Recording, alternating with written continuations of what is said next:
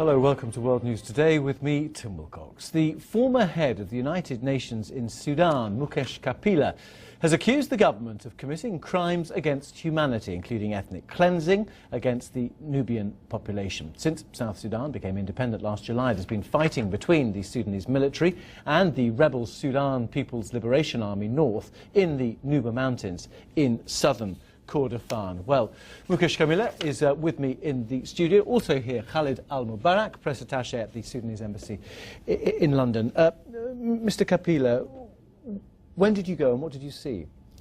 It was last week, and I went to South Sudan and saw the refugees from the Nuba Mountains there, and then moved into the Nuba Mountains themselves.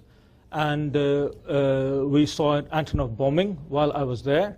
I saw burnt village after burnt village after burnt village. I saw fields on smoke.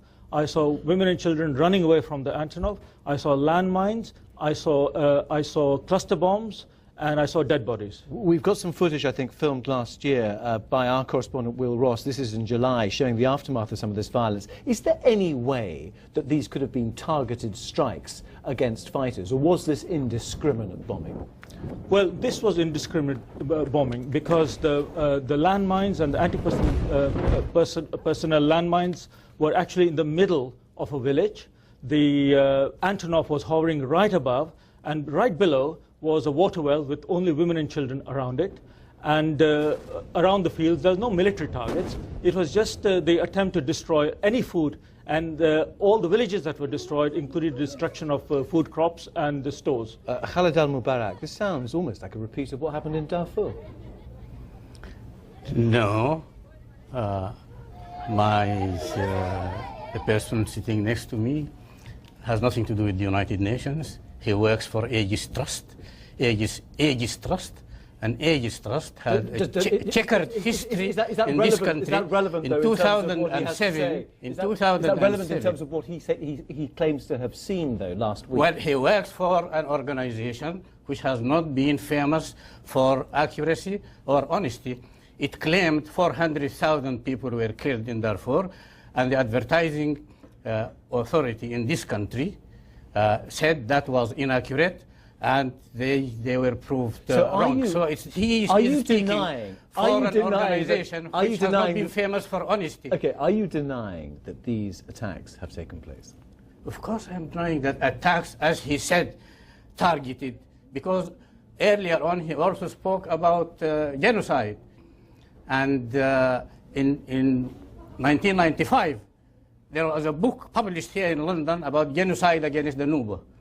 So this is a well-oiled campaign. You slightly clarified the denial of the attacks. Are you denying the attacks a full stop, or are you saying that some attacks have taken place there, but they were specifically targeted against fighters?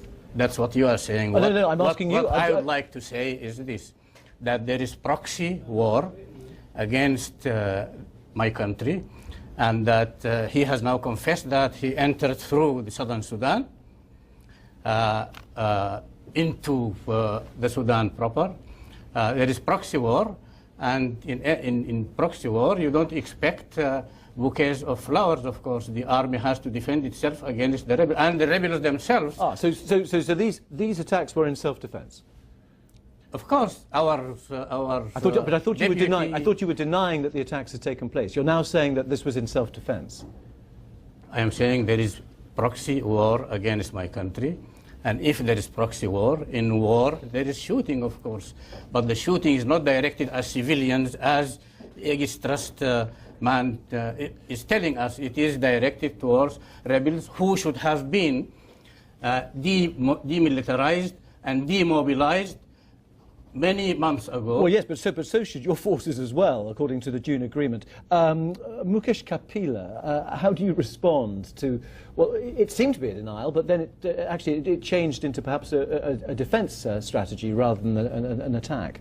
Well, I can only speak from the evidence of what I've seen with my own eyes, and we've got films and videos and testimony.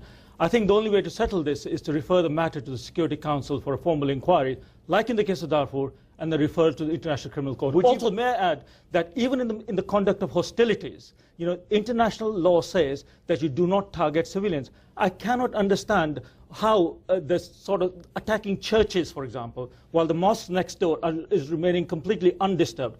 I cannot understand how the mothers and children on the road and the water wells that I saw being targeted, how does that account in terms of the government of Sudan defending itself? It's actually the rebel, it's actually you, the government, that is attacking the people, and the people are trying to defend themselves. I am there. You work for Aegis Trust.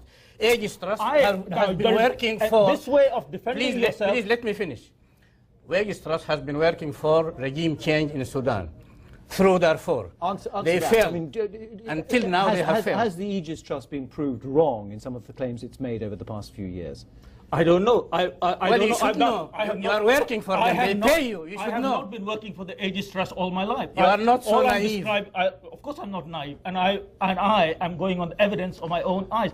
I dare you to provide access so that independent observers can see for themselves. I have been to that area. Gentlemen, on that point, I have been to that area, but you are paid by an organization. Khalid Al-Mubarak, will you be prepared to allow humanitarian agencies into the region to see for themselves? Because at the moment you deny them access. The government has now agreed, but they have agreed not for organizations like his, which intend to feed the rebels, and which intend to enter the area in order to work against stability in the area. But the government has said we are ready for humanitarian, but through Sudanese organizations, which are honest organizations, which are interested in helping the population, not interested in manipulating the situation. I'm sorry, we have run out of time on Through this. Sudanese organizations, in other words, not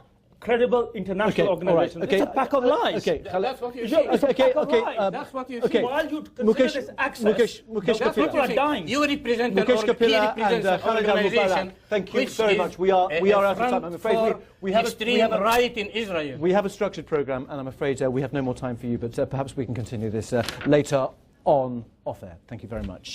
Time to